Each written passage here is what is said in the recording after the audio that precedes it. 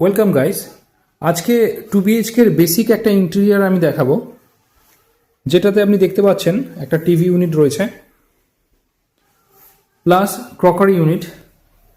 আমরা এখানে 3D panel use করেছি, আর 3D প্যানেলের মাঝখানে আমরা যে জয়েন্ট জায়গাটা থাকে সেটাতে গোল্ডেন স্ট্রিপ ইউজ করেছি, কারণ জয়েন্টটা যাতে প্রপার আসে, দেখতেও যেন খুব ভালো লুকস দেয়। এখানে দুটো ইউনিট করা হয়েছে, আপার আর লোয়ার। প্রত্যেকটাতে প্রোফাইল লাইট ইউজ করা হয়েছে বেটার লুক দেওয়ার জন্য। ওপরে আমরা সিউবি লাইট ইউজ করা হয়েছে। সিউবি লাইট ইউজ করার মেন পারপাস হলো, উপরে দেখুন খুব একটা হাইলাইট হচ্ছে না, কিন্তু নিচে দেখুন লাইট কতটা ডিফারেন্স হয়ে যাচ্ছে। আমি এখানে একটা এক্সাম্পল দেখাচ্ছি।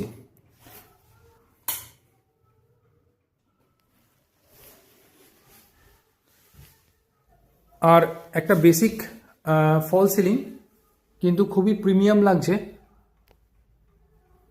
প্রোফাইল লাইট দিলে ফল সিলিংয়ে অনেকটা প্রিমিয়াম লুক দেয়। নেক্সট রুমে চলে যাই, আর প্রত্যেকটা দরজায় ডোর প্যানেলিং করা হয়েছে উইথ ডোর ল্যামিনেটস।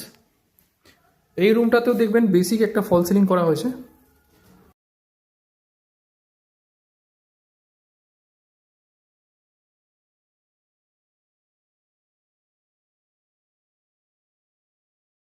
আর এখানে একটা খোপ মতো ছিল, ছোট একটা এরিয়া ছিল, প্রত্যেকটা ফ্ল্যাটেই কম বেশি এখন দেখা যায়।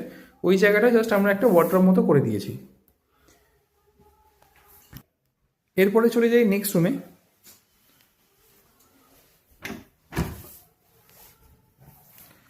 নেক্সট রুমেও আপনি বেসিক একটা ফল সিলিং দেখবেন, বাট খুব প্রিমিয়াম লুক। প্লেন হলে কি হবে, যখন আপনি প্রোফাইল লাইট ফল সিলিং ইউজ করবেন অনেকটাই প্রিমিয়াম লাগে।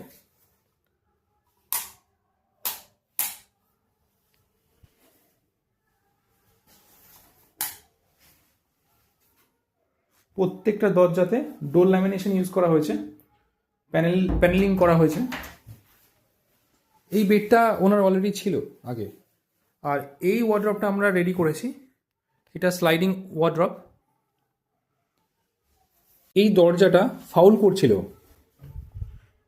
ফলে আমরা এখানে কোনো ক্যাবিনেট বানাতে পারবো না।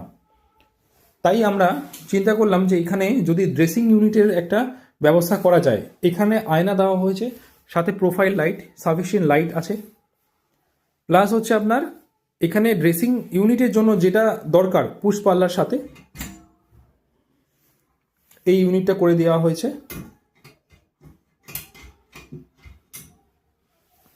ফলে দেখুন কোনো ফাউল করছে না।